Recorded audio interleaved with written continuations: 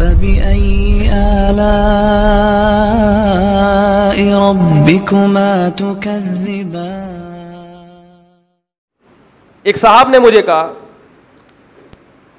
کہ میں نے کسی شخص سے کہا, ایک شخص میرے پاس آیا اور مجھے کہا کہ میرا یہ کام کر دو. کام بہت معمولی سا تھا, بہت ہی معمولی, لیکن وہ گوٹ اسی شخص کے ہاتھ میں تھی. وہ شخص آیا, جو آیا وہ بھی دیندار ماشاءاللہ, اس کی داڑھی.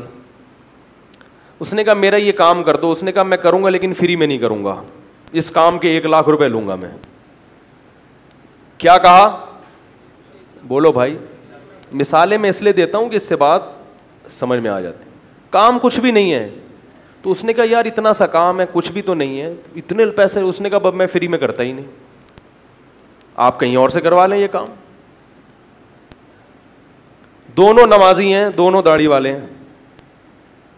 یہ سچا واقعہ ہے, لیکن میں کردار کو بدل دیتا ہوں تاکہ جو اصل آدمی ہے وہ یہ نہ کہے کہ آپ نے ہماری بیٹھ کے بات کر دی. کام بہت آسان تھا. اس نے کہا چلو ٹھیک ہے کر دو, میں آپ کو 1,00,000 روپے دوں گا. اس نے کہا جیسے ہی کام ہوگا فوراً چاہیے مجھے. اس نے کہا ٹھیک ہے, ایگریمنٹ ہو گیا. اس نے کام کر دیا. اب یہ اس سے پیسے مانگ رہے, کہہ رہے ابھی کوئی بھاگا جا رہا ہوں کیا میں, کیا ایک دم بس یہ ہوتے ہی سر پہ کھڑے ہو گئے, یہ کون سا طریقہ ہے, کیا اسلام یہ سکھاتا ہے؟ اور تمہارا کون سا, کیا اس میں کوئی محنت لگی ہے؟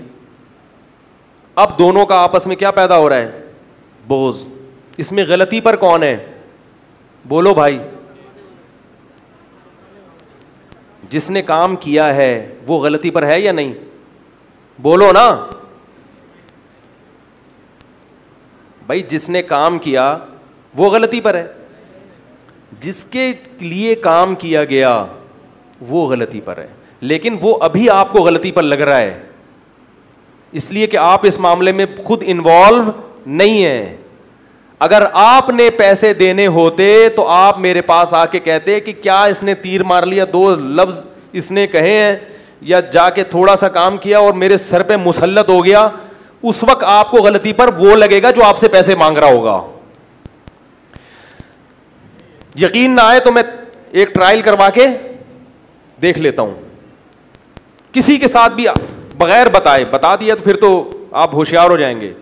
تجربہ کروا کے دیکھ لیتا ہوں. آپ میں سے کسی شخص کو بھی میں اسی طرح سے میں ایک فیک ڈرامہ کرتا ہوں, جو ایک شخص آئے گا اور آپ اس سے کہیں گے کہ میں تمہیں اتنے پیسے دوں گا, اور جب وہ کام کرتے اور فوراً پیسے مانگے تو آپ کا جواب کیا ہوگا؟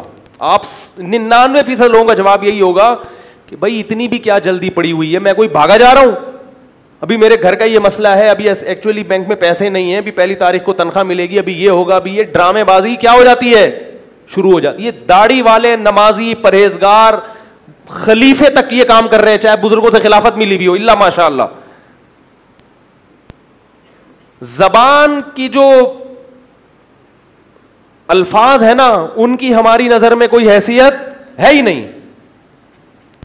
ابھی ان کا قصہ ہے جو بیٹھے ہوئے ہیں, سنا دوں نہیں سناؤں؟ سنا دوں, سناؤں کہ نہیں سناؤں؟ نہیں, آپ کے حق میں ہے, آپ کے مخالفت میں نہیں ہے. اس لیے کہ آپ کو پتہ چل جائے یہیں موجود ہیں. خیر یہ منع کر رہے ہیں نہیں سناؤ, حالانکہ ان کی تعریف ہو رہی تھی اس میں.